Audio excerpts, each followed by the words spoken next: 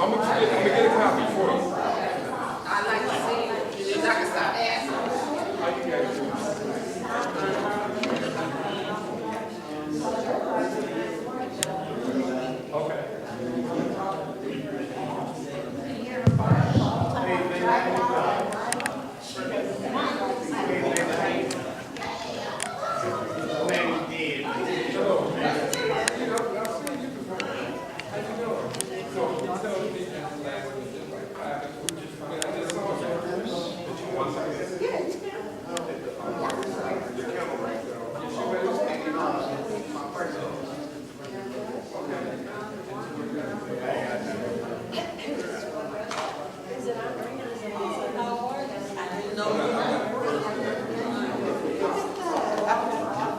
Oh, okay. So you were EOP.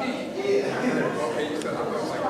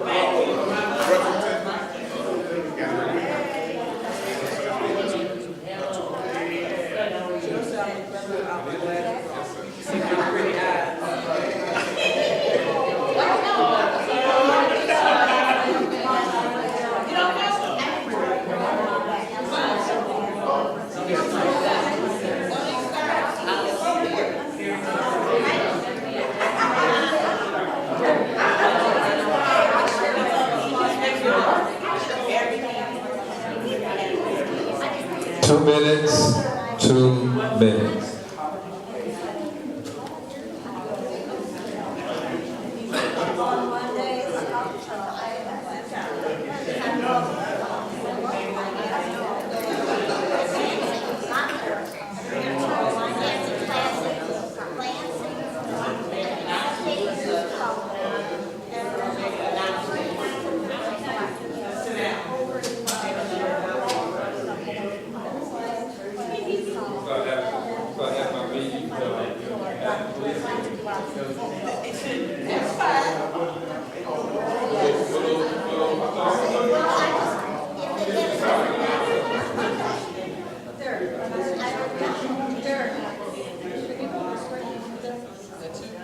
Yes, it's different.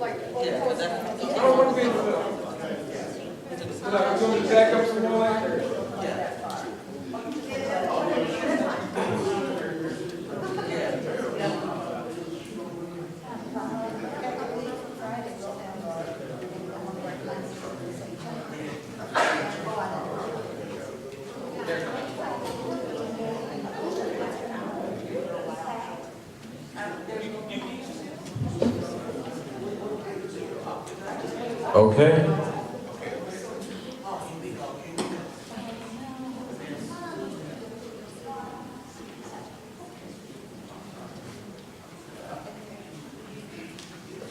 First of all, I'd like to say thank everyone for coming out. I know it's warm out outside. At least it is cool in here. So, as everyone knows, that the town hall meetings are basically ran by you guys. I try to answer as many questions that I can, give you out as much information as I can, but if I cannot and not able to do that, I will get back to you once I find out. I'll get ready to tell everybody to cut their phone off and look at me.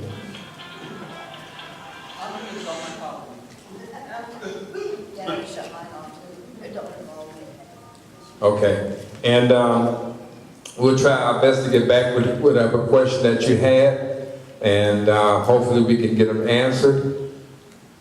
I'll go over the rules again. I do it every meeting. We will not talk about each other personal. If you have a comment or a complaint, that's fine. If you want to, any village official is free play. I still don't like to have personalization, which means, you know, we don't talk. You may want to say about something that was voted on, that's different. But when we start talking about the person themselves, their character, this is not what this is for. So if you have a question or a comment about something that was done in the village, that's no problem. But we will not talk about each other. We will not harass each other. We will not go back and forth unless it's a constructive criticism. If it's constructive, fine, that's what we're here for. But outside of that, if you get up and say that so-and-so did such and such to me, we're not gonna talk about that. So, without further ado, I have a few things that I wanted to bring up right before we get into the question and answer period. One of them being the reason yesterday was the first meeting we had this month. How many people actually came to that meeting last night? Oh, quite a few. I mean, some of you be fielding a lot of questions. People have questions about that, so I'm just going to wait until that period comes. But it was I just wanted to explain to you that that meeting was the first meeting, and it was scheduled that way back in January when the mayor put out the calendar for the year. Just so you understand, we as trustees do not vote on the calendar. He presents the calendar and that's it. So we don't vote on that. Now we can discuss it, but he puts the calendar out, tells us this is when we're going to meet, and that's it. I didn't like the part where he called it a cost-saving initiative. To not have the meetings and you not having it because it's cost-saving, make it total cost-saving. Don't you get paid and everyone else does it, but it's a cost-saving. We tell our kids that same thing. Don't do as I do, do as I say. That's exactly what he's doing. Don't do as I do as I say. We all know that's wrong. If your children see you do something and you tell them that I can do that, that's you preaching basically hypocritically.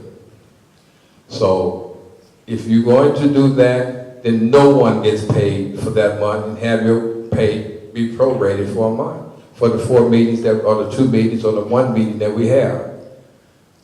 So it is not cost saving. If we have no meetings at all in the village, the mayor and the clerk gets paid because they get a salary. So just wanted to let you know, we talked about that as trustees and it didn't go anywhere. But that's something that we have to deal with.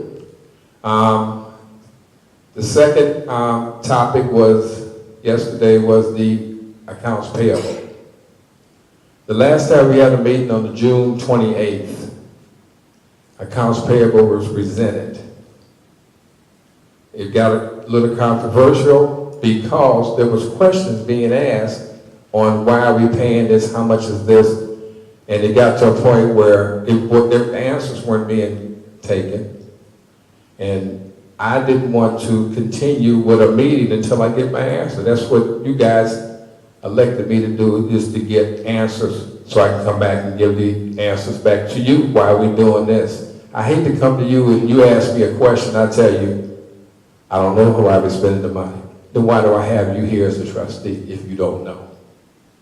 So I kept asking, till it got to the point where the mayor and a few walked out of the meeting.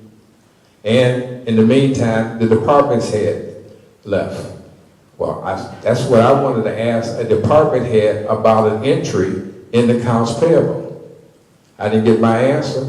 So I was going to continue to find out, because I had both people there. I had the mayor there and I had the finance director there. The only two people I knew that could answer that question. But when he told them to leave, then there's no need for me to vote on something, because I don't know where that money's going and why do we get that particular accounts payable. Where would we spending the money? That's what I'm there for, as a trustee, to find out that we're spending the money correctly. So that was the reason why, if you were there on the 28th of June, that it escalated into that. Sorry that you guys had to hear that, but that's government. If I just sat back and didn't say anything, and then we voted the money out, and you asked me out in the street somewhere, why did you vote that out? Do you know why you did that? And I told you, because everybody else did.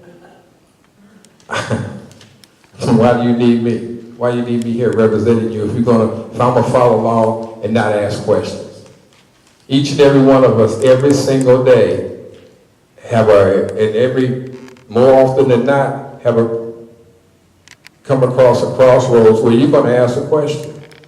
Why is this that way? And someone tells you, just because. I don't know about you, but I can't deal with just because. Just because you say so, that's the way it is? No. So that's what happened. Simple. You can look at whatever videos you want to look at, but I was not going to let it go any further. I still had the floor. Parliamentary procedure, which they call Robert Rules of Order, states that if you have the floor, you have to relinquish the floor to move on with the meeting. I never relinquished the floor. I still had the floor, and I wanted my question answered before I did relinquish it. I tried to move on. Yes, I got a little boisterous, and I asked to answer my question. That's what happened. I'm standing right here in front of you and letting you know that's what happened. Anything else?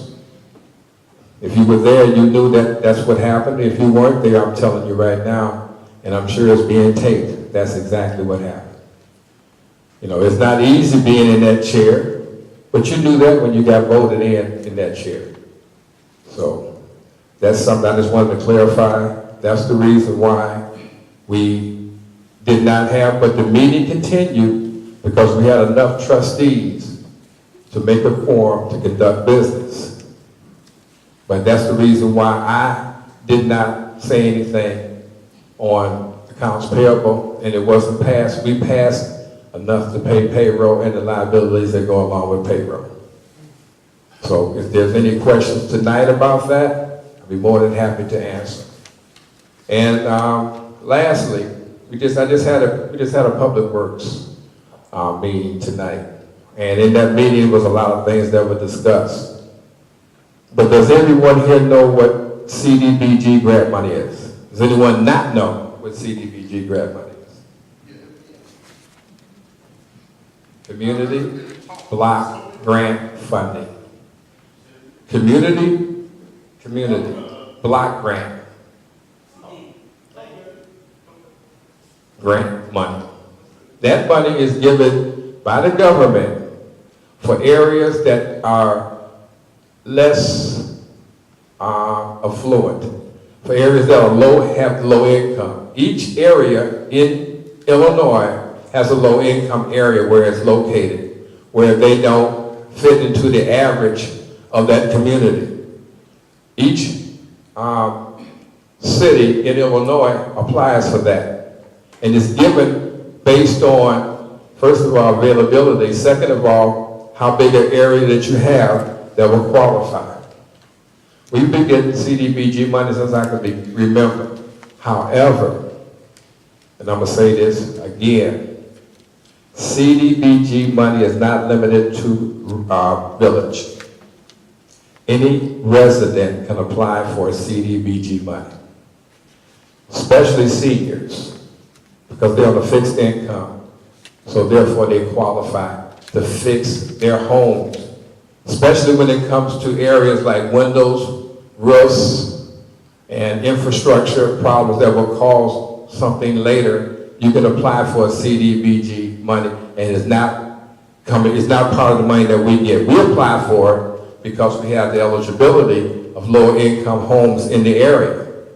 But you as a person, especially as a senior, can apply for a CDBG loan and put down what you have to do now. What happens when you're a senior and you get the loan, it goes to the contractor. Money doesn't come to you. You have to get a contractor that falls in line, in other words, has to be certified. You get an estimate. They give you so much money based on that estimate. It may be 50%, maybe 100%, depends on where you fall and where your income falls in line. So if you want to get a roof built or fixed, you would submit that. And you would submit it down at Bloom Township. Everybody know, does anyone know where Bloom Township is located? 1, 2. You guys don't know where Bloom Township is? Is that public knowledge on applying for CDBG grants? Community Block Grant. If I look it up and find out somebody, will I be able to find out who's applied for it and got it? I don't know about that private information. I know that you can apply for it, and it's treated on a individual basis. But as far as you knowing who actually applied for it, I couldn't tell you that, because I would think that would be a privy information. I would think. I don't know. Just like how much money did you get back on your taxes? I understand. So I don't know. What I'm saying is, the village is somewhat despair, and yet people, as you're saying, can apply for a grant and get it to do well for themselves and be moving up, and nobody else knows about it. Would that be, as you say, privilege? I don't know what their standards are as far as with the government or the state, but there's so much money given every year to the state, and the state distributes it, and that's one of the ways that you have to qualify. Whether or not we know who applied for it, I don't know. Whether or not we know how much they applied for, I think you can find that out. I think, but I don't know, because I really don't know anyone that actually done it, except for a few people that never went behind them to find out how much they got. So it's not public knowledge. I'm not saying that. I'm saying I don't know if it's public knowledge. I'm not saying that it's not public knowledge, but I don't know. I really don't. It's something that we as a village, with the word transparency, should know. Why would it make a difference if your neighbor got CDBG money and you didn't? Yes, it'll make a difference. Okay, but did you apply for it? That would be the. I didn't know about it. No, Thank you told me. Oh, this is the first time you heard about it? Yes, that I can apply for it. Yes. I'm going out tomorrow. Yes, you can apply for it. You can, and they can, especially if you're a senior, because you already have fixed income. And then they'll tell you the guidelines. As I stated, you go down to Bloom. They have the paperwork there at Bloom Township, which is on 100 and just, you know where Joel Road is at? I don't know the number, but Joel Road in Halsted. It's 425 South Hall. It's across the street from Prairie State. 425 South Hall. Okay, but 425. Everybody make sure they get that address. You know, but it's right, if you go, it's just north of Joel Road in Halsted on the east side of the street. You go in there and you talk to them at the front desk and tell them exactly what you do, and they'll do that. Point number one. Point number two, you have homeowners here. Has anyone applied for a, I guess you would call it, a reduced in your home, your taxes? Has anyone applied for a tax appeal? Okay. Does anyone want to apply for a tax appeal? Does anyone feel that their taxes are too high? Nobody? Okay. Anyway, that's where you would also go to file an appeal. What they would do is they would get the paperwork ready for you that you can take down to Markham Courthouse and submit it. All the paperwork, they ask you the questions, you just take that down with a copy. You take a copy for yourself because sometimes when you file that amendment, or the appeal, I'm sorry, you may have to come back and file another appeal. And then that would go to the same place but a different department, Board of Appeals. So, and it has happened. I know for a fact that it has happened, and it's no harm. It cost you $1 to do it. No, it costs you anything. That's part of being homeowner. You pay your taxes for that. So if you feel that your house, and all that comes in conjunction with your village. Now, I'm going to tell you something that you may not know either, but if you think about it, you'll understand. Every time a homeowner gets an appeal, the village gets less money. They can't, if you get an appeal and you save $500, that's $500 that you don't pay to the taxes. So that's less money the village, I mean, that's what that appeal is. So I'm just telling you information that may cut the village out, but you're a resident.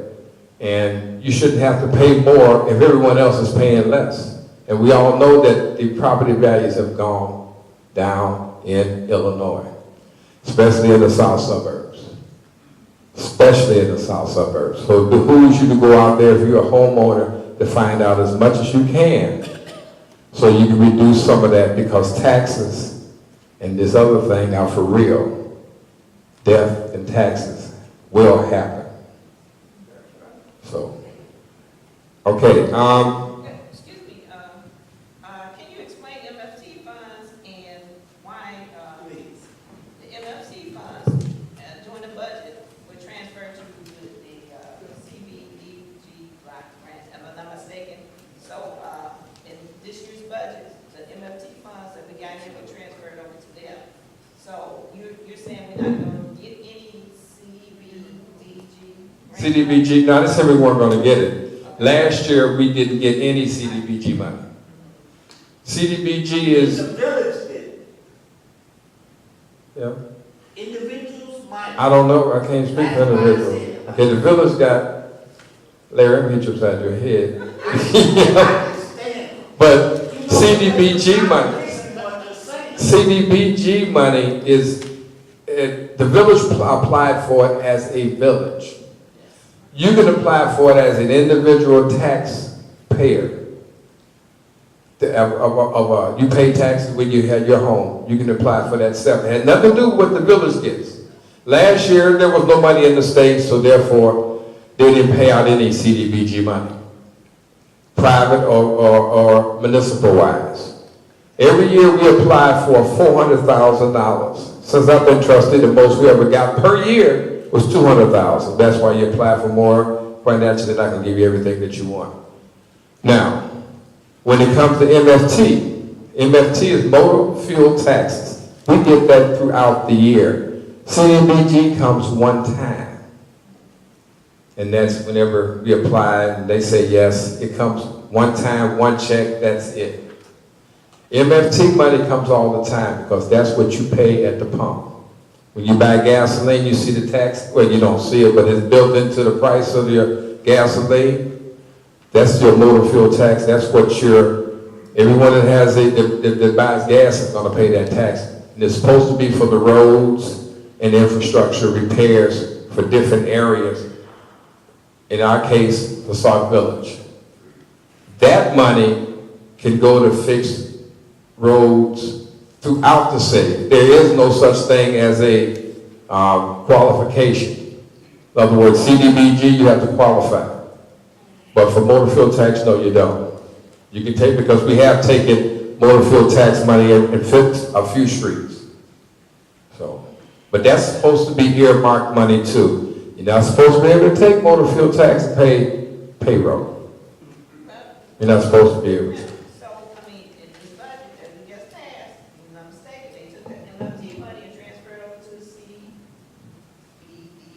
It can't be because the CDBG money is for infrastructure repairs. Motor fuel tax is for infrastructure repairs, streets. So yes, you can use that. Turn it over to, You can. they can do it. Yes, Okay. you can do that. When you say infrastructure refer, can you be specific about what they? Streets, sidewalks, pardon me? No. No. Your water pays for your pipes. Okay, so, that's what you use. I'm good. Your water is not part of CDBG or MFT. All right, fine. No.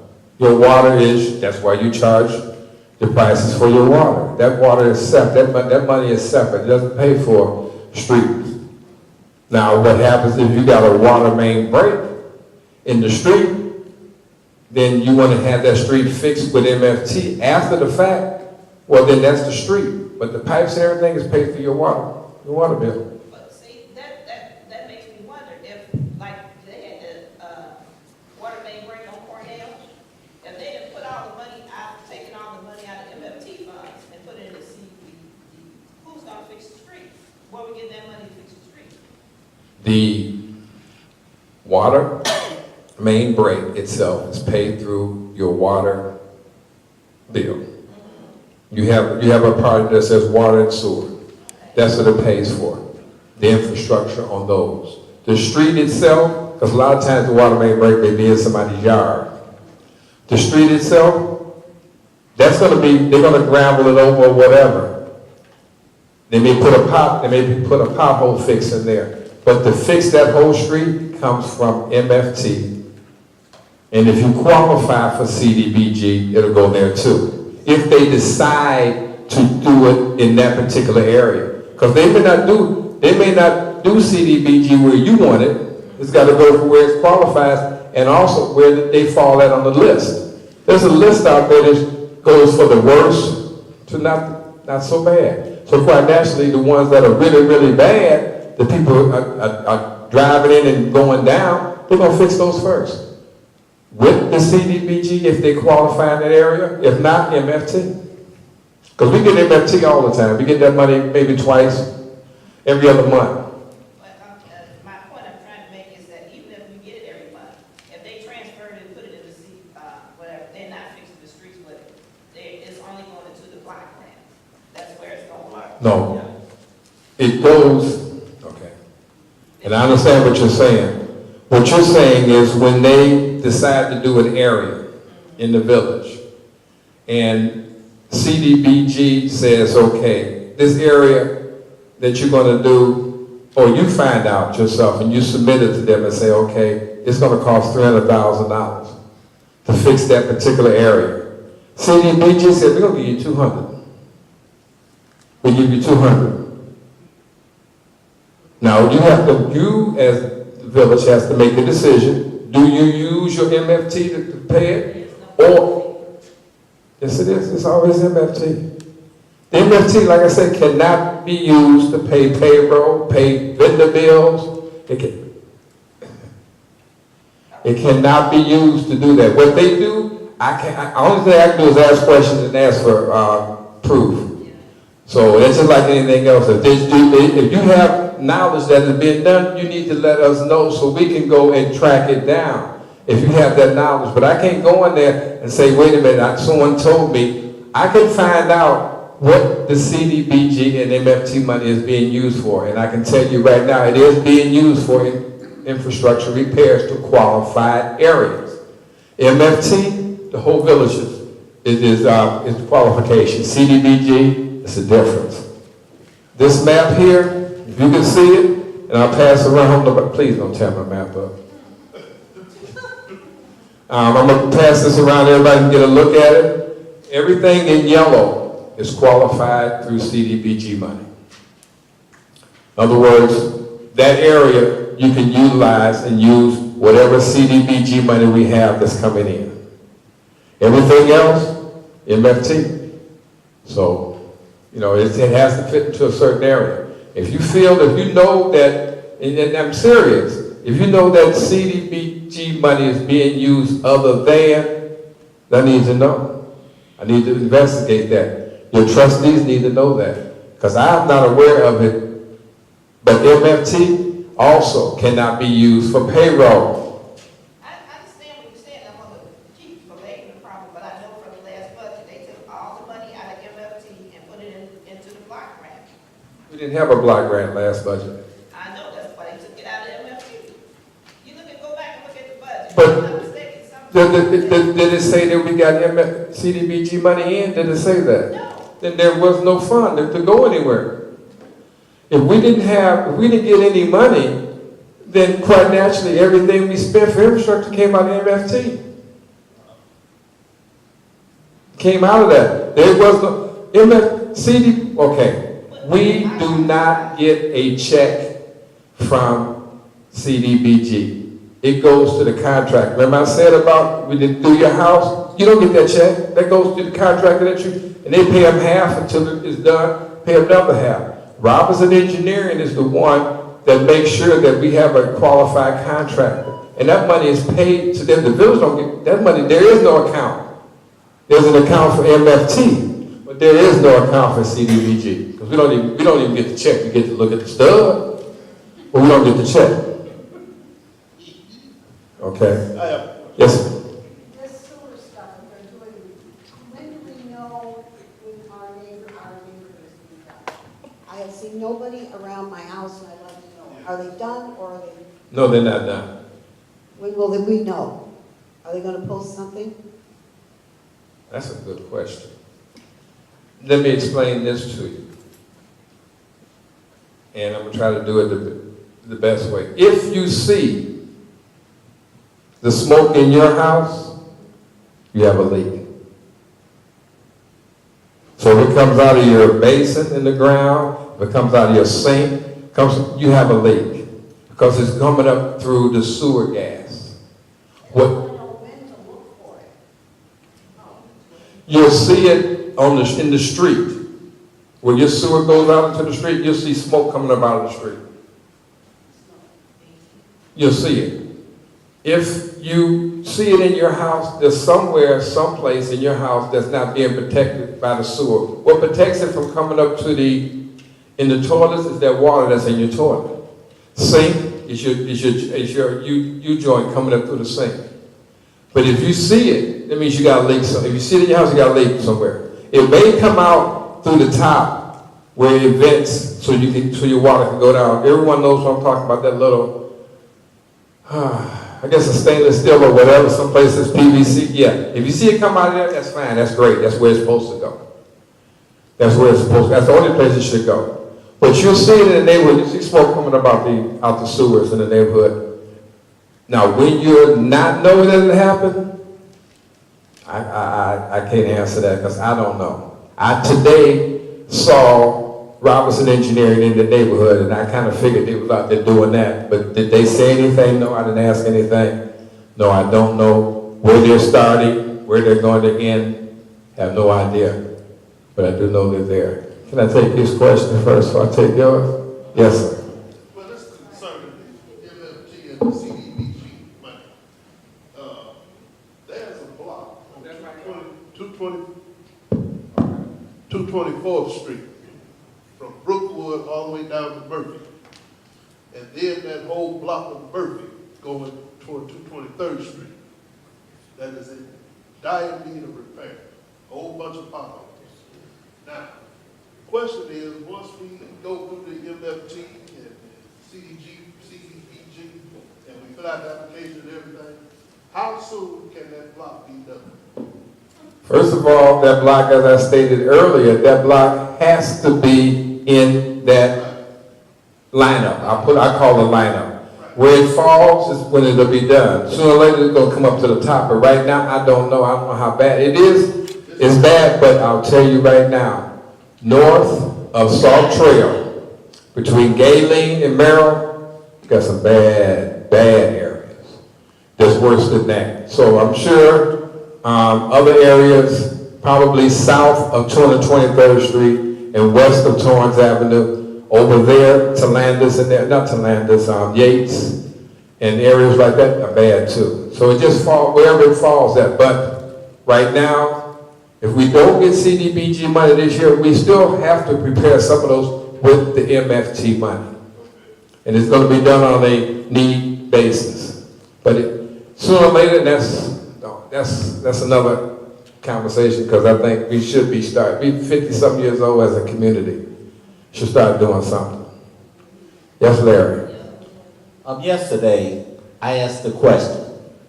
I want the people in this room here to understand what it was. And I want you to answer it. It's a question, and then it's a three-part question. One, are we broke? Two, I understood yesterday, and it was brought to my attention by your village, what is his title? Administrator? Village administrator, that was a no question, that shouldn't have never came up. And you discussed it at length on should we spend more money? What money? The question first is, do we have any, or are we broke? And two, let's spend some more money we don't have. You know, I understand where you are, Mr. Burgess. I don't believe I really don't like you playing into that conversation. That's a waste of time. We don't have, what was it called, chaos? Kiosk. What did that actually cost? That's two that we don't have, and we spend time in talking about it. And three, our board is divided. It's divided. I mean, like, I was amazed. I saw us actually get a favorite week. What was it, 3 weeks ago now?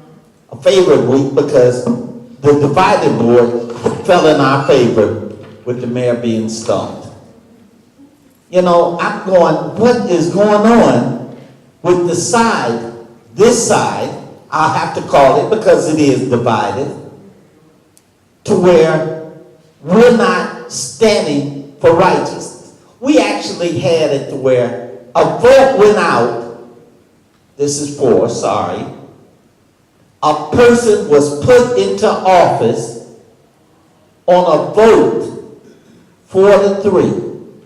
People had to stand up and remove themselves because they didn't agree. I applaud those people. What is going on? I mean, I understand where you're at, but I don't think people understand where they're at. Let the people know these things. You can talk about smoke coming out the ground all you want. That's a waste of time for me. Talk about the issues that are going on. The things that you plan on doing, or what we can do or can't do. Because as it stands, I couldn't believe, and I must say it, that a vote went out against a child molester in his favor. He got elected. Can I finish? I didn't mention the name. No, but you're being personal. I didn't mention the name. But you're being personal. My gosh. I'm just, I got to keep it real, Larry. I understand, but see, this is what's going on in Sauk Village. You know how personal it is? The people are being overcharged for water, given less good water, and it's not talked about. It's not talked about. They all ought to drink the water and find out for themselves. Pay the bills and find out for themselves. This is ridiculous. You know, those are the issues that I want to hear about. All this smoke coming out the ground ain't going to change nothing with the finance. Because this time next year, we'll be, if we're broke now, what are we going to be next year? Broker? That's it? That's it. Okay, first of all, the reason why I answered the question about the smoke is because the resident asked the question. So it's not nothing that I chose to talk about. This is not about me, it's about you guys. So if they have a question, quite naturally, they have the right to ask that question. What's important to you may not be important to someone else, and vice versa. That's why I asked and answered. I'm sorry, that's why, because I said any questions. Now, are we broke? When you say broke, does it mean that we have no money, or is it that we're not able to pay our bills? It was a question. No, I'm asking you. Yes. Because I can tell you either one. Is broke, is your definition of broke is we don't have any money? Or is it, and that's what I'm asking you, or is it that we can't pay our bills? Buy the kiosk and tell me something. I'm asking. You want to bring a question? No, I'm asking you, Larry, could you tell me, because there's a difference. It is. There's a difference in what we can pay and what we have. And Here for the kiosk. but that wasn't your question. It's a question now. Larry, you're jumping back and forth. I'm trying to answer your question the way you asked me. I just want clarification from you, and that's all I'm asking, because I'm not going to sit here and tell somebody the wrong thing.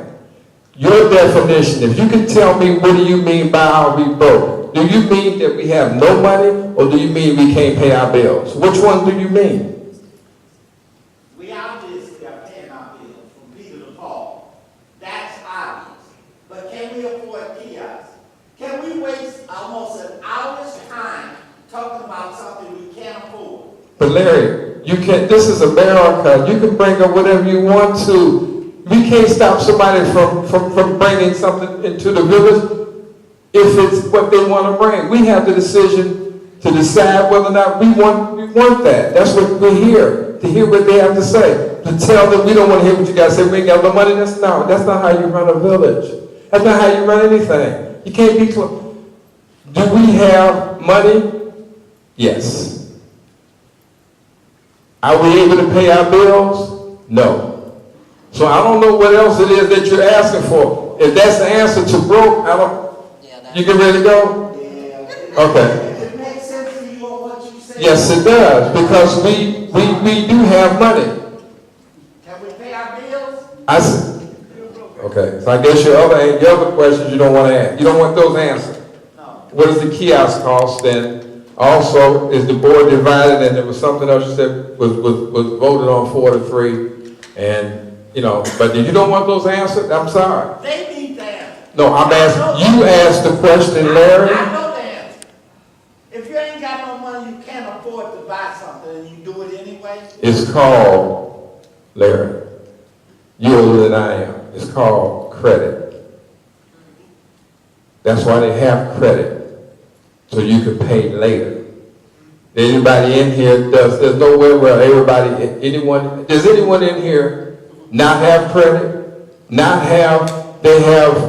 They pay cash for everything that they have?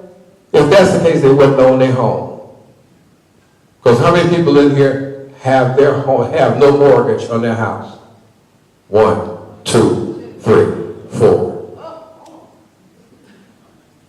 So everybody else got a mortgage. You got 300 and what is that listed in this paper? 90-some people have been foreclosed with empty houses. We only got 10,000 houses. No, we don't have 10,000 houses. Larry? What was that? No, 10,000 residents. Maybe. So I'm just saying, I know that you may want your question to be a certain way, but this is the fact. You're going to always have credit. Like I said, you're going to always have to pay something. You're going to always owe. Now, out of those 6 people or whatever, is anybody debt-free? Who is debt-free, owes nothing? 1, 2. That's great. That means you owe nothing. You don't have a credit card, you don't have a loan, you don't have anything. So you got 3 people that's nice. So, but I do know that I have a mortgage and I have debt. So, but that was the question on that. The kiosk, if you were here, that's a dead issue. So you didn't even have to ask that question. That was a dead issue yesterday. When I'm trying to listen to somebody, I can't hear what they're saying, I'm through. An hour worth of dead issues. We can't stop it there. You have to entertain anything that comes up here. This is not, please believe me when I say this. And I mean this wholeheartedly. This is not a dictatorship where you're going to tell me what I can and can't do as far as bringing to the village. It is not. Contrary to popular belief, This is democracy. Is that kind of? We're not going back and forth. Actually goes on in Sauk Village. So you ask your questions, then you want to ask some more at the same time you ask. I'm going what you say. Careful, I'm not going, because I got other people here. They didn't come to just hear you. Board divided. You know it's been divided for the last 2 years now. Is it going to change? Okay, so you ask and answer. And I don't know what you're talking about. Someone got hired with a 4-3 vote. Or something you said about a board voted 4-3 to do something. Appointment. Yes. Well, they, majority rules. 4-3. Explanatory. He got in, is he still there? Who is he? See, And I'm trying not to mention no names that you suggested. You know who you talking about. My God, the people. no, he's not. If you're talking about the person that was appointed for ESDA, Yes, he's not, he resigned the next day.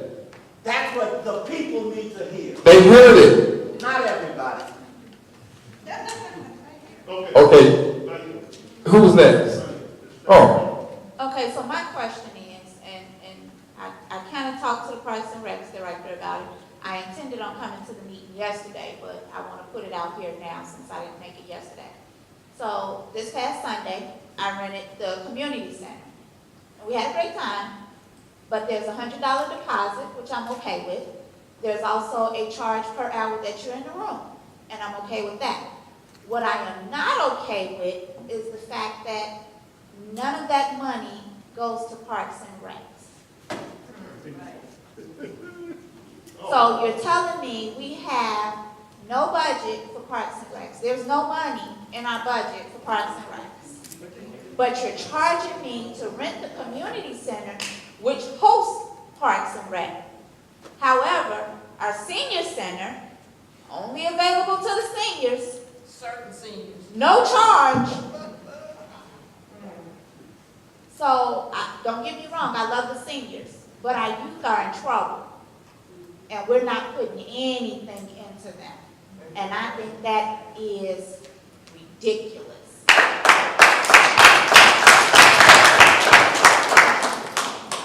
well, I'm glad you spoke and said that because just so happens the Parks and Recs director is here. I'm going to let him answer your question after this is over with because I don't want Passing the buck. no, there, Larry, there you go. I don't want any infraction as far as Open Meetings Act. So we're gonna let him answer that to you. However, if you don't get an answer, you can always come to the meeting next Tuesday at the board and let them know. But I'm sure he can answer that question for you. Well, And I've already talked to him. okay, but And he gave me clarification, but I just want the rest of the residents to know the fact that we're paying for a community center. Okay. And Rec gets nothing. so what you should do, and I'm just giving you my opinion, is not complain to the Parks and Recs director, it's complain to this board to find out where your money is going, tell your mayor that you don't feel that it's going where it should be going, and let them know, and put that on the record. That's right. Put that on the record and let them know that, or ask the question. They have to answer. Ask the question. Don't let them tell you to go back to the Parks and Rec director. You tell them. Is that money that I'm paying for rental and use and everything, is it going into a line item for Parks and Recs only? The him and her, you keep asking until you get the question. Yes, ma'am. When it comes to those guys that all resigned, because somebody was appointed, I know they resigned, then the head, he resigned.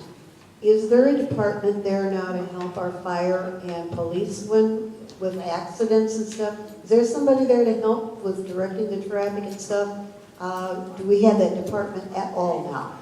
We still have, as the Homeland Security, you have 3 people that are on that department. One be the head and 2 other people that would help. They have so far been able to be on site. Because the 2 there are two people that don't have a job, so therefore they're available 24/7. It may come a time where you're going to have to be here, and then you're going to have something else that happens somewhere else, where we have what they call mutual aid. We can always call other departments from other municipalities to come out and give us a hand. Because our people out there, when they're working, they need somebody to help them. Yes, I mean, but we may need this area or this to be taken care of. We may need 3 people there, and that's all we got. So then down the street, something else happened. They may need, that's when we get mutual aid. Okay, You know I got a question. I want to follow up on Tammy's question, just to give her some information that, she outside. well, anyway, the senior center, even though only certain groups can use it, and they don't look like me, they also have a line item in the budget. Senior committee does, and not only that, they have $2,500 in the bank that's not turned back over to the village. Am I not right, Cleve? They got $2,500. Do you know that for a fact? I know that for a fact. Okay. So, And 25. now you tell me why taxpayers can't use the senior center. You go over there and pay to use the community center, and the money's not put in for the kids. Now, something's wrong with that picture altogether. Bernice. I'm just. No, I'm saying, but squeaky wheel gets the most oil. If you come when we have the meetings and ask those kind of questions, and to have enough people to keep doing it, either they're going to have to do one or two things. They're going to have to address it or not address it. But we don't say anything. We tried to at one time and they shut that down. I know there was some seniors that tried to ask for their day and they shut it down. That shouldn't shut you down. Keep coming back. Bring your friends, bring your neighbors, bring the citizens of the village. Make them come out and make them answer your question. But you said, and then they sit you down and then it's over. They accomplished what they did, what they set out to do. They set out to not answer your question because it's a volatile question. The question is very volatile. So what I have to do is damn if I do it, damn if I don't. If I answer the question, then I'm going to have some feedback. And if I don't answer the question, I'm going to have some feedback. So you got to put their feet to the fire and say, okay. It started out that way, but then I saw it dissipate. It started out with 3 or 4 people, then it dissipate, now it's gone. Guess what? They still do what they want. So you have to continue. If you want something bad enough, fight for it. It's your money, fight for it. Well, it's common knowledge that a claim has been filed against with the Department of Human Rights for discrimination against certain Okay. groups here. Okay. So therefore, we can't keep talking about it. Okay, but you brought it up. Something needs to address. I was just trying to give Tim some. Okay, but I'm just saying, we can't be then, but I'm just saying, and this is just period, that is common knowledge. You just keep, I me myself don't take no for an answer. Especially something that okay then. Okay, my last question is, I got to go. Oh, you gotta go. No, see, you're gonna say what you gotta say today. I'm getting ready to bring a presentation on, and you should stay for that because it does involve our youth. I was about to. I just saying, it does involve the youth. Okay, go ahead. For the last 6 months, I've been asking for the supporting documents for the $825,000 that WEB has reduced us. As I understand it, it's available, but I sent a FOIA request. They say they have no documents responsive to my request. So I'm going to try to get a copy of that $825,000 that nobody seems to have. In that case, then, I have a bunch of questions about why that bill has not been paid off. So I'd like a copy of the $825,000 in writing that the government says that WEBA has been reduced to. Why can't I get a copy? Even with the 40s, the employees say they don't have it. That's the mayor why. said it's going to be on the website, so I haven't got it. That's why you keep I've coming. been doing it for 6 months. Keep doing it. Oh my God. You're not, you can't, okay, so you're going to take no for an answer because they say this, they say that. We don't have it right now, we'll get back with you. There was a question asked yesterday about the mold in the police department. The answer was we're working on it. Well, Judy gonna But the answer was, we're working on it. I mean, Jesus, come on. But then guess what? That was it. We're working on it, we're gonna see this, and that question was originally asked back in June. Well, ma'am. Okay, but if you can accept that answer, there's nothing you can do, but you have to accept that answer. Every Tuesday, I'll be back asking. There you go, that's what you have to, that's why they have the meetings. Okay, at this time, because these guys here have been sitting here patiently, they came to me today and they asked, could they put on a little small presentation? These are your youth in the village. They wanted to show you what it is that they're trying, that they've been doing on their own, and they wanted to give you a little sample of what it is that they're doing out there rather than being out there creating mischief. They're basically, I can say, auditioning for our Public Works Parks and Recs director, that they can get a little space or get a little program started or something that we can help them out with. But they want to show you what they've been doing on their own, I guess in their neighborhood, because I don't think it's up at the village, at the community center. But they're headed by a young man whose mom is already involved in the village. And like I stated, it was done today, so I told him, yes, we'll carve out a few minutes. So without further ado, and I want him to explain, before they get started, what it is that they're about to do, because like me, a lot of them didn't know, I don't know what pop dancing is. But I do know about it back in the day because we used to see it on television. But they call it something else now. So without further ado, I'd like to bring up Mr. Cornelius Edwards before he brings them out and let him explain to you what it is that they're getting ready to do. Come on up, sir.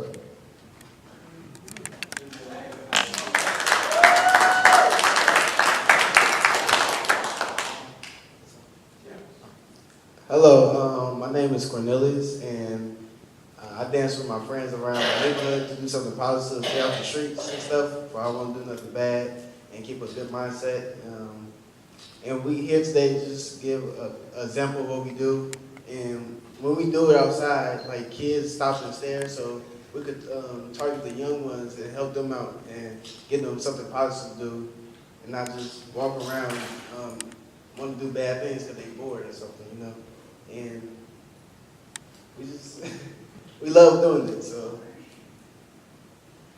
and before I all started, it was at school, because it was me and my friend Ayel, and I just got there because we just moved here a couple months ago, and she asked me, do I want to do a talent show? And so we started doing it even around the school. People were looking at it, always making a big crowd around us while we practiced.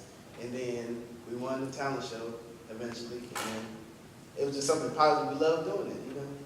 So, thank you for your attention.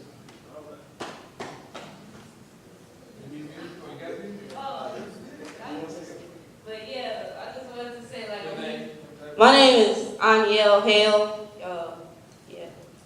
We were 17, you know, he already said the vocal stuff, but like, I was just going through Facebook, and so, you know, I was like, hey, why don't we, I noticed that Joe, he always does like highlights, and so I'm like, why don't we give like a highlight of the youth? Because like she said, I even worked at the library for a couple months for like an intern, and I noticed it's always like the seniors, like they're like senior night, I've never heard like anything about the youth. And we've always struggled, even when we were practicing for the talent show, it's like, man, we wish we had somewhere that we could rehearse or anything. It's like, if we find somewhere, it's like, oh, we gotta pay $100 to practice here. It's like, wow. So it's like, all we had was my house. And so now that it's hot outside, we're like, well, we should just go outside, and then we could probably get the youth to probably just, maybe they'd want to dance with us. And so we did a video the other day, and you know, we got a lot of views than what we've had before, and we were really proud of ourselves.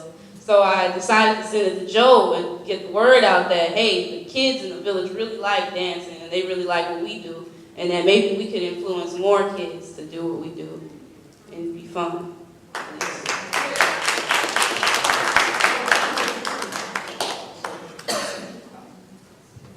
Do you need the mic or you have your own music? Yes, we have our own. You gotta put the music down there on the mic. Oh, I can do that when she gets something. No, put it up there. You sit on top of this table right here.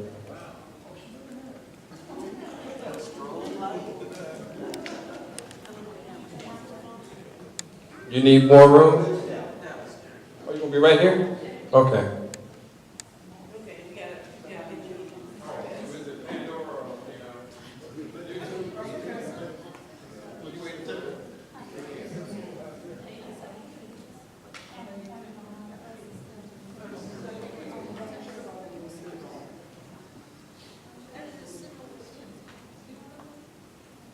As I stated, you know they're auditioning for Trustee Jones.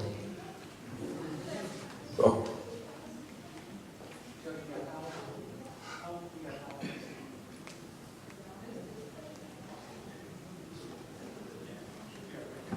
Excuse me, they're having technical difficulties. Does anybody have any Wi-Fi on their phone they can use?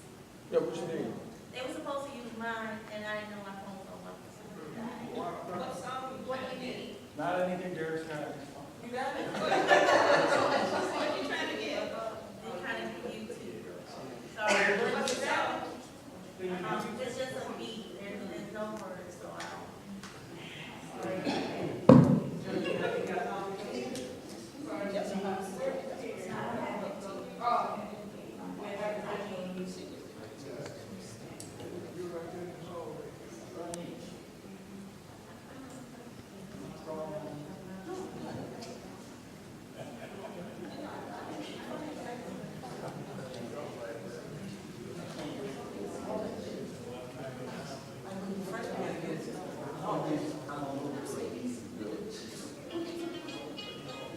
Is it okay if I connect your Bluetooth? Yeah, go for it. Okay.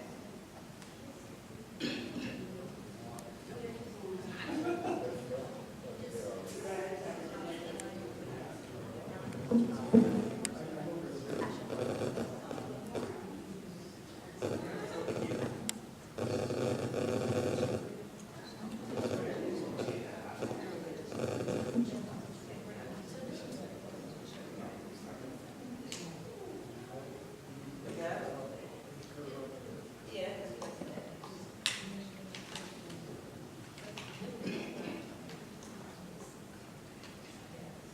You got enough room?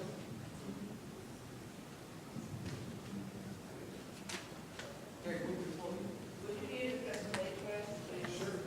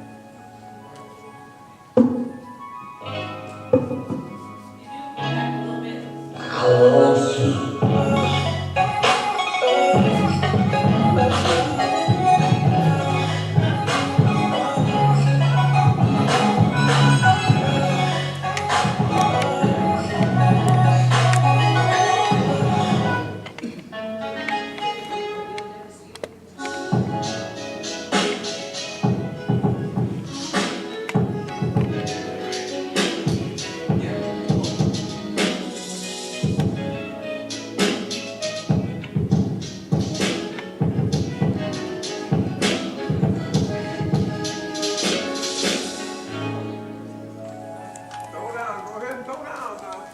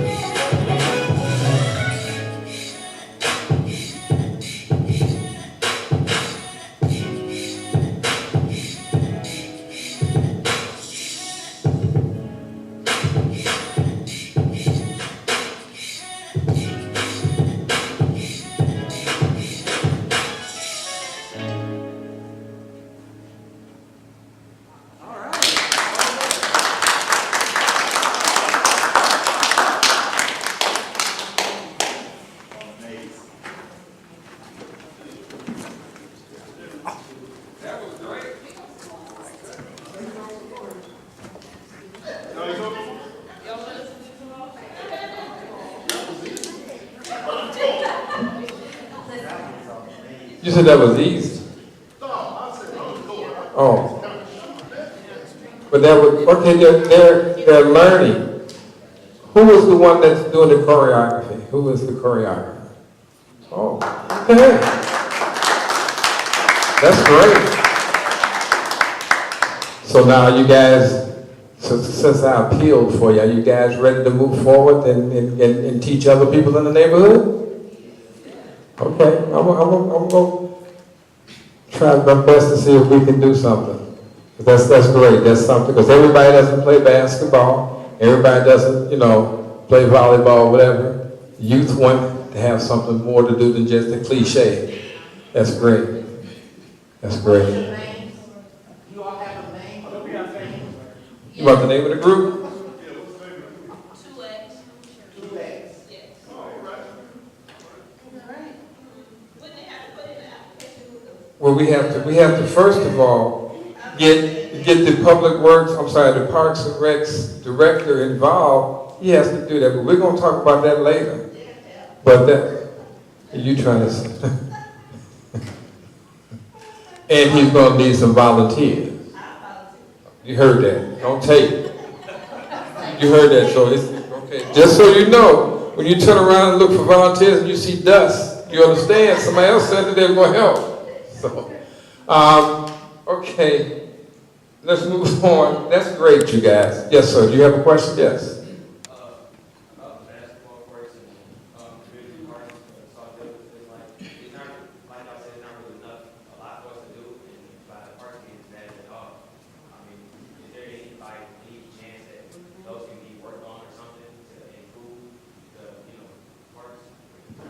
Now, when you say improve, you mean get new equipment and stuff, or just improve what we have, or that's new equipment? Okay, and then you was also talking about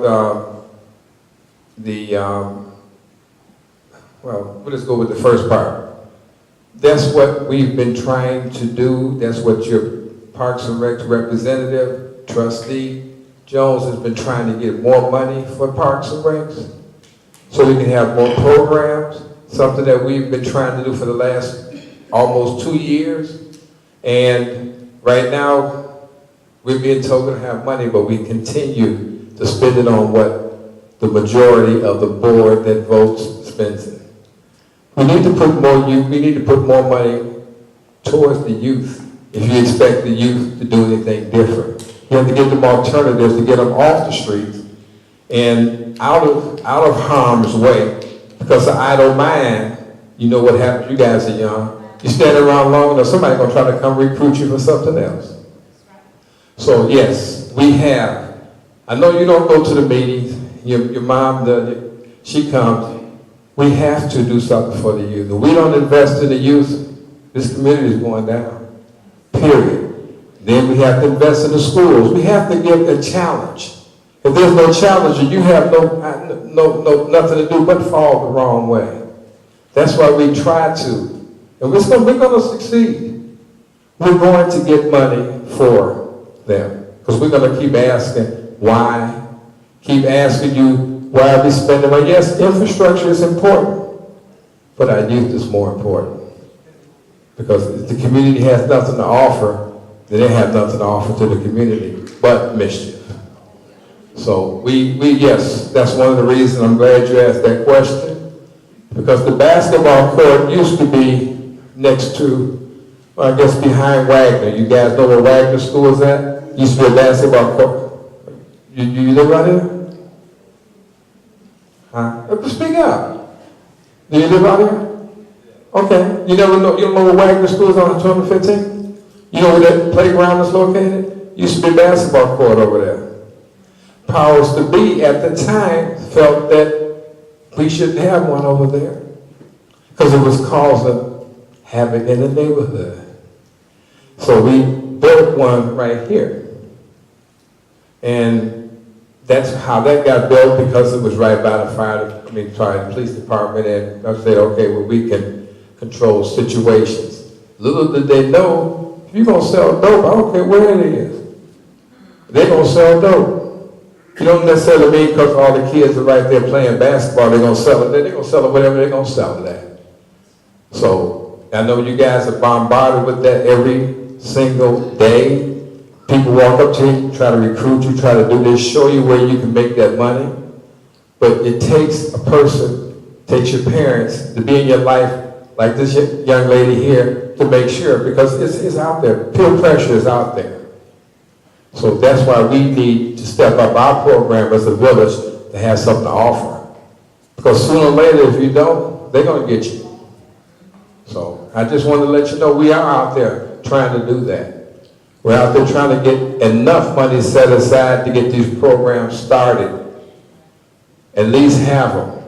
Then after that, if we have to charge a little bit, but the program is running and we can show it's successful. That's what we have to do as trustees, is sell it to the board. So just want to let you know you're not by yourself, so we are trying our best to do something other than what we have right now.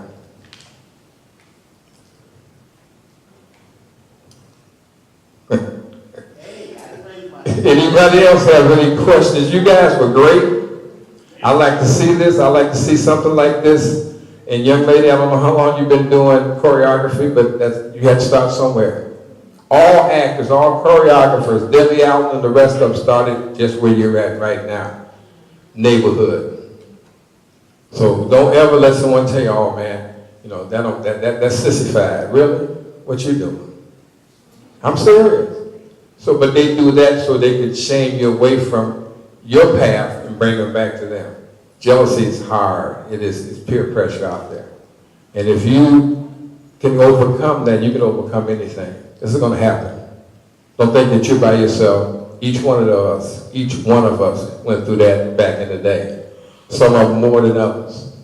So if you can find an alternative, we don't have a lot of programs. We need to get more.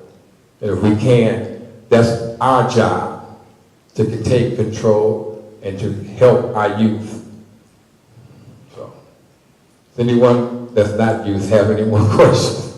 Oh, wait a minute. Do you guys have any other questions other than just that? Okay. What about you, Pac-Man? Pokemon's not in here. Just want to let you know. I got rid of when I came in. But is there any other questions? Anyone else have any questions? Really? You're going to wait till I get ready to close and then you're going to ask all these questions at the last minute? Yes, Mayor. How many part-time police officers were hired or have any been hired at this point? 0. Because I heard 3 at one meeting. And To be hired. If you notice I think it might have been the last meeting we had. We voted. Okay, it was a vote taken, an ordinance and then introduced to hire or to have the part-timers instituted. Because they claimed there was one, I never saw one. I've never seen, we had cadets. But anyway, it was introduced and was voted on 4-3. I'll give you a guess how that went. And to introduce part-time police officers here in the village. I saw the qualifications. The qualifications had nowhere on there says that you have to be a law or a ex-law officer. You have to have a high school diploma. You have to have a clean record. You have to take a psych evaluation. But it did say they will train. You'll be trained. They have to train you. They have to train you. But they said, it doesn't say anything that you must be coming in trained. They said, we will train. So, go figure. Okay. Latasha, I'm sorry.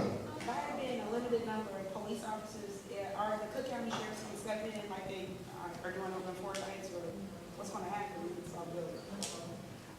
Her question was, by it being a limited amount of police officers here in the village, will we have to go to Cook County?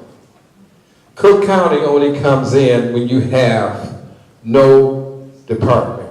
Well,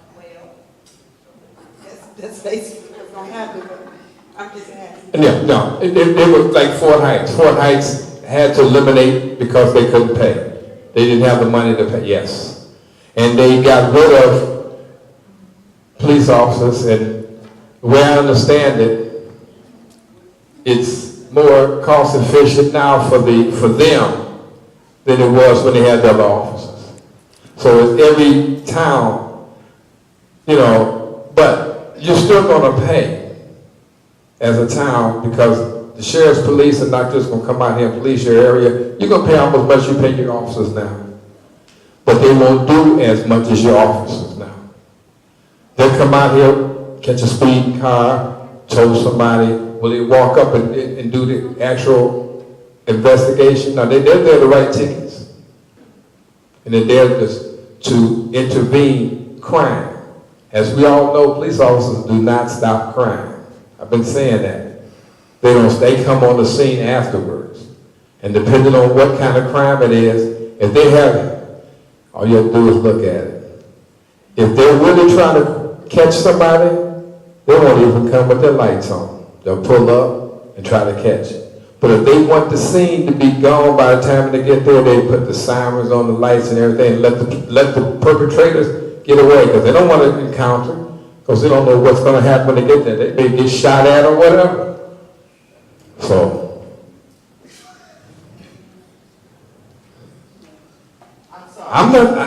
Go ahead, Larry.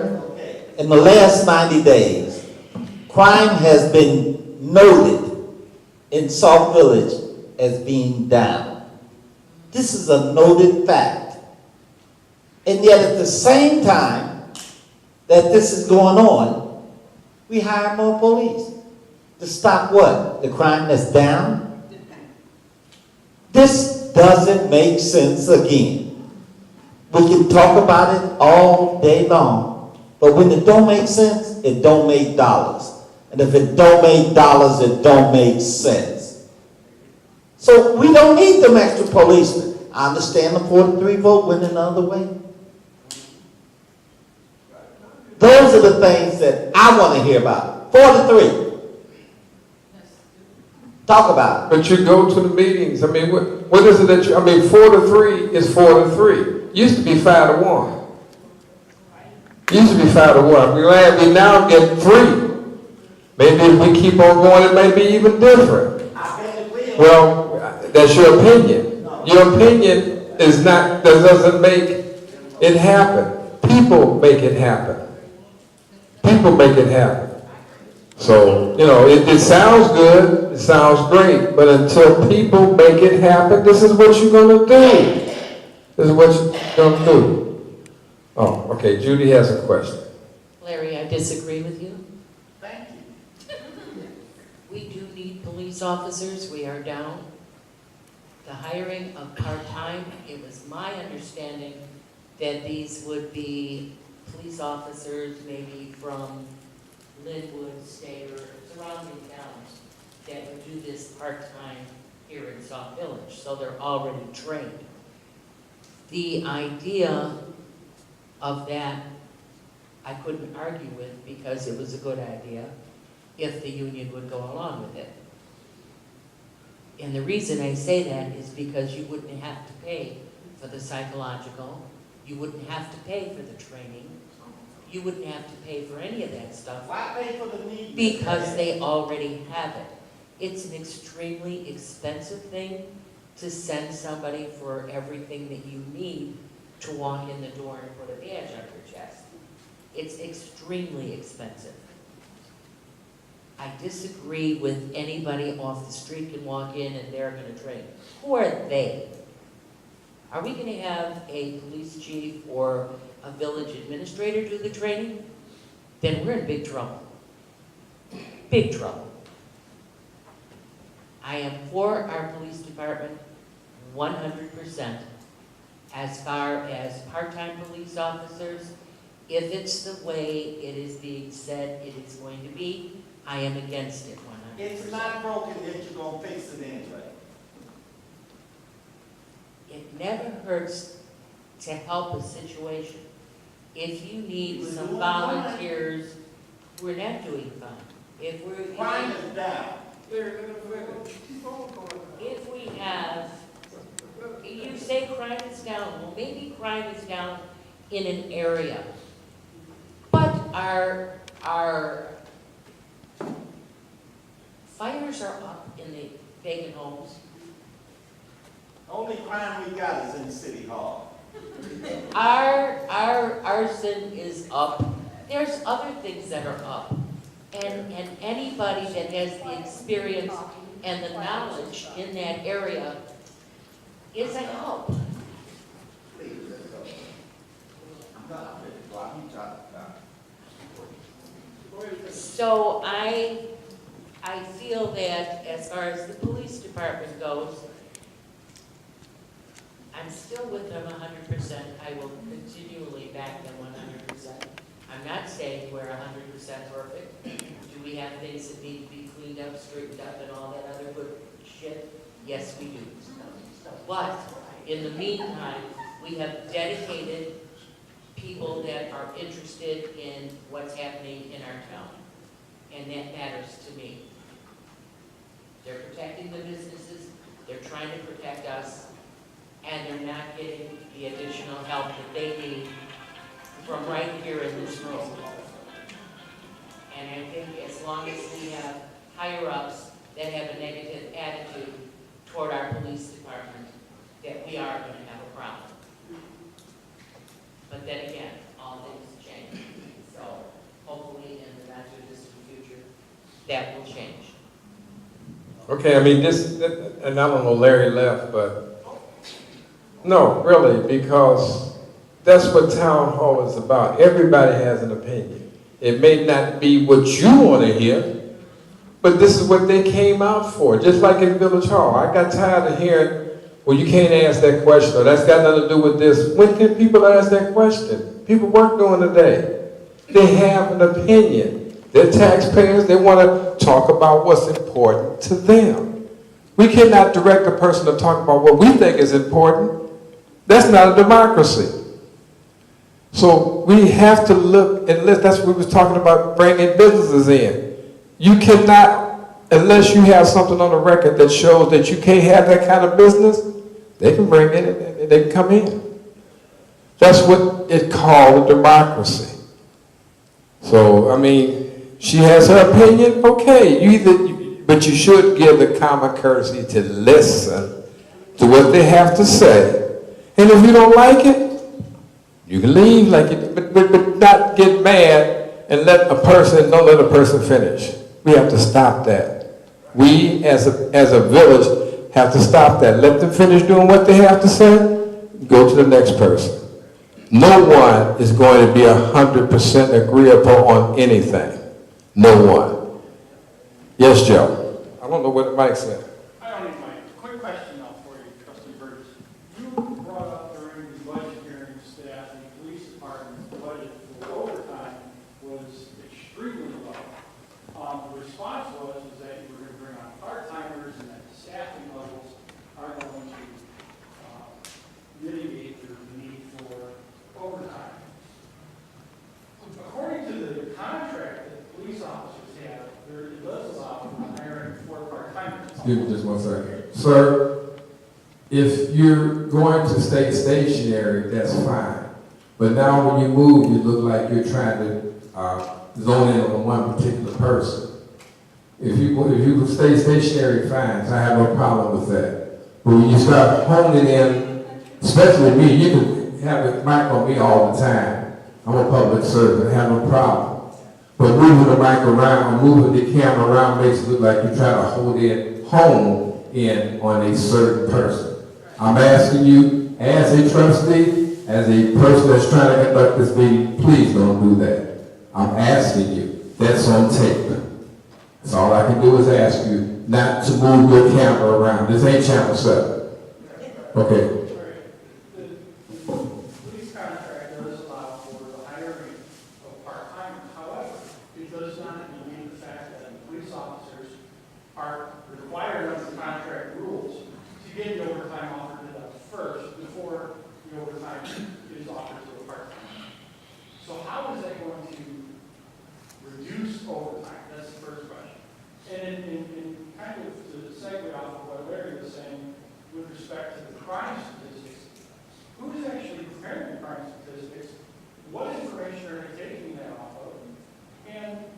They say crime is down.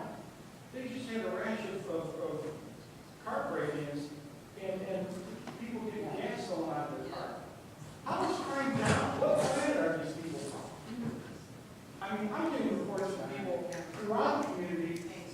stuff's going on, that the homes are getting burglarized, and the garages are getting burglarized.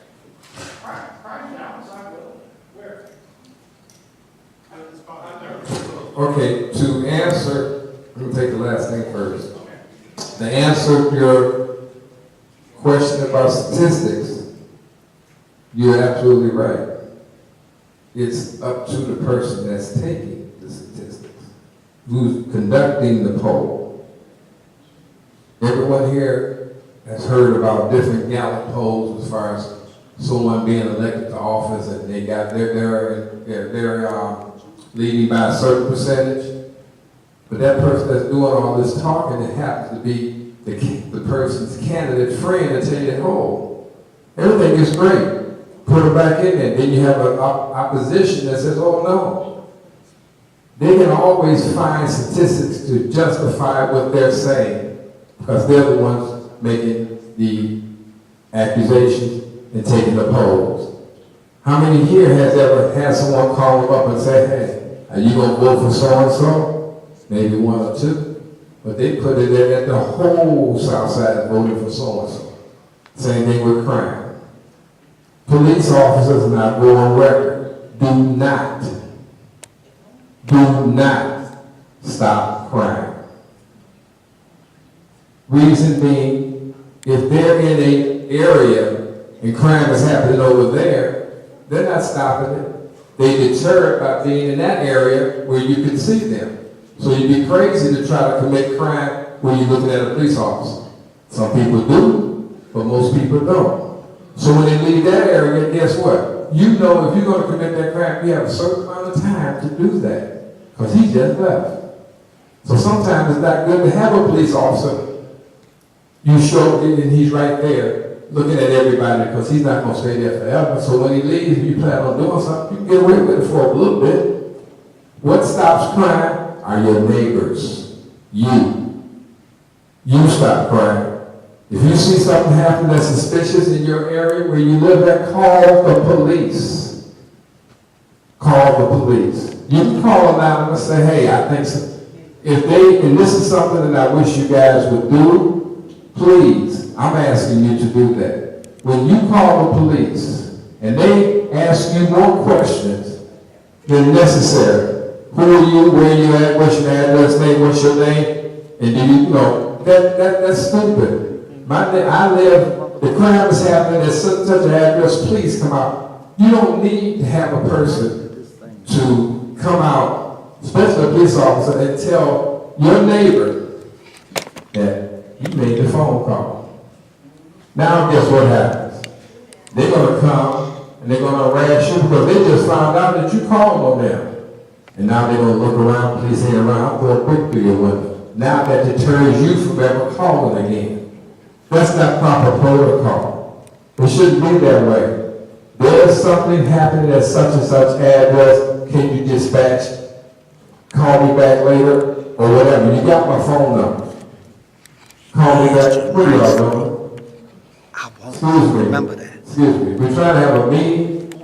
Please, Mr. Shankel, I asked you once, I'm asking you a second time. I'm asking a second time. Please don't do that. I'm asking you not to, sir. Please leave the camera stationary. If not, then I'll have to take an action. You don't want that to happen. I'm asking you, respect these people. So anyway, you have to get involved in your neighborhood. You have to call and show that you will, because once you show your call, they're going to go somewhere else. They won't keep their belief. It's hot over here. They call the police. Yes, you do. Yes, you do. That's what stops crime. Your neighbors and yourself. See? It's a wonderful speech what you're giving us, but I am a person, and my husband, who calls the police all the time. I don't play games. If you're going to do something wrong, I'm going to call. They know we call. Even though we call, the police also tell them that we called. We've had our windows busted out on my daughter's car. We've had our tire cut. We've had a big gash in our car, and the alarm went off. So it's all well and good that we call the police, but if they're there and they turn around and tell them who called anyway, what good is that? That's what I'm talking about. And that's exactly what I said. When something like that happens. But you know what, I don't care what the injury was, I will call the day I die. If I see somebody out there, I will call. I'll go out there and I tell them to stop it. Because I seen somebody try to break into a home that was being sold. I said, you don't belong here. And I called the police, but they didn't get them in time. But I don't play that game. And people need not to play that game, no matter what the consequences are to you or your property. Stand up. Yes, absolutely. But in answer to the question, which that is very serious, you have to live in that area. You have to live in your neighborhood. And for the police to point you out, that's wrong.